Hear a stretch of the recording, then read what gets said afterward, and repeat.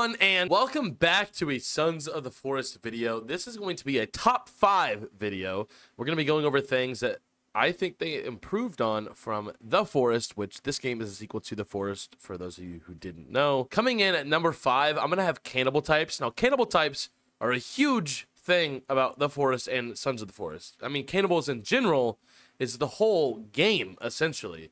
And with Sons of the Forest, they definitely improved upon the cannibal types. I mean, as you can see here, we had a big fat red one. We had one that couldn't see but could hear very well. And right here we have the twins. Now, the twins are one of the most interesting ones. At range, they are very easy to kill, but up close, they will just piece you up. I mean, they just throw haymakers everywhere. It's actually kind of crazy. But if you get too close to them, they will piece you up. You just got to be careful. It's best to use a ranged weapon if possible. If you have a ranged weapon or a sticky bomb, they're now sticky bombs. They were time bombs, but now sticky bombs, grenades, mollies, or Molotovs is your best option. Here we have the demons, and the demons are one of the most insane-looking cannibals. I wouldn't even call it a cannibal, really. I'm pretty sure it's an alien. Not 100% sure, but yeah, this is one of the coolest-looking things, enemy types in the game.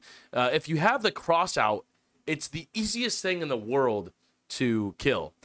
With a regular melee weapon, though, it is kind of difficult because right here, boom, right there, that little over-the-head thing they do behind the back thing with their legs, that can get you every single time, and they do take away armor very fast, and your health depletes even faster, especially, obviously, with no armor. But yeah, be very wary of these guys. I did not mean to eat this piece of meat right here. I was trying to pull out the cross. But yeah, I'm going to pull out the cross one more time, and you can see that it just instantly, he's like, ah, you know, get that away from me. He just burns and dies. It's very easy to kill him with the cross. And here you can see we have the heavy type. I call him just like the leader. He's actually very easy to get rid of if he's a problem for you. Obviously, he'll hit you and send you flying into, you know, the forest. But if you can see right here, just boom, shoot him in the leg right there. I mean, it's the easiest thing. Coming in at number 4 is going to be the Night V. Now, the Night V stood out to me amongst the other things, mainly because it is easier to traverse the map. Since the map is so big, you definitely are going to need more mobility.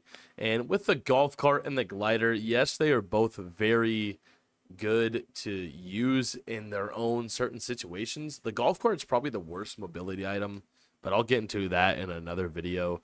But we're talking about the Night V. The Night V has its problems. For example, if you run into a pebble, if you run into a stick, you get sent flying, essentially. It can get pretty annoying at times, especially when you're trying to go somewhere fast. Like, say your friend's down on the other side of the map and you have to get all the way over to him. He's going to be waiting a while, especially if he gets sent flying all the time. But other than that, those are the two main problems.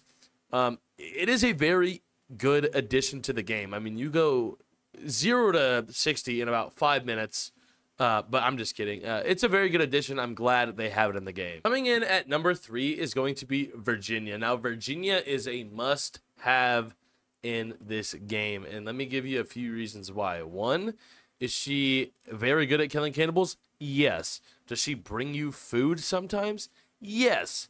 Is she physically attractive? Yeah. Let's go ahead and talk about actually why she's great. Right here, look. Boom. One shot. That cannibal goes down. He gets back up. Boom. Another one. Just gone. Deleted. Out of the game, right? She's very good. 100% accuracy with every single shot she takes. It's a must-have. Coming in at the number 2 spot is going to be my boy Kelvin. Now, he can do all of the homework you don't want to do. You pawn it off on him. If you want him to get you something, build you something, follow you around with something, he's your guy. If I want him to build a fire, for example, right here, I tell him to build me a fire. He's going to look at it, shake his head in acceptance because he has to do what I tell him or else he'll die. Getting sticks right now. He's going to go ahead and build a fire on the ground, keep us nice and warm. But yeah, he can get you logs, sticks, all that, and much more. Coming in at the number 1 spot is Virginia when she's wearing the wetsuit. Okay, that was obviously a joke. Coming in at the number 1 spot is actually going to be the building. The building is one of the best things in this game, and that's what makes Sons of the Forest Sons of the Forest. There's little to no problems with the building, I found. There's only a few bugs and glitches that happens every once in a while. If you want to remove a middle beam, even though you should be able to remove it, you can't remove it. That only happens to me like once every like 2 hours, depending depending on the size of the structure. If I'm building a small structure like this, I have no problems building it because I mean, I don't want to say I mastered the building mechanics, but I definitely know what I'm doing now. Since I have like around 60 hours in the game, so I'd like to say I know what I'm doing with the building. As you can see right here, I actually have no idea what I'm doing because I just tried to build a ramp and I can't do that. But let's actually talk about the good things about the building. For one, the freeform building gives you almost an unlimited amount of creativity to do almost anything you want. If you want to build a watchtower,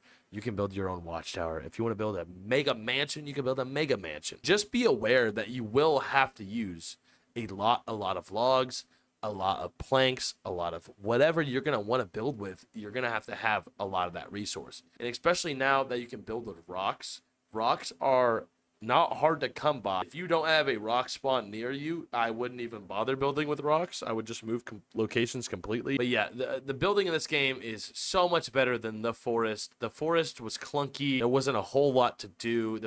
You can only do the presets and all that.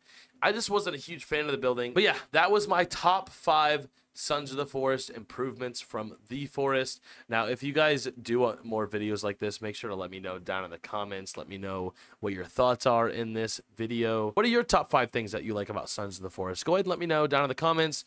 Subscribe, follow me, leave a like on the video. It'd be very much appreciated. And as always, I will see you guys in the next one.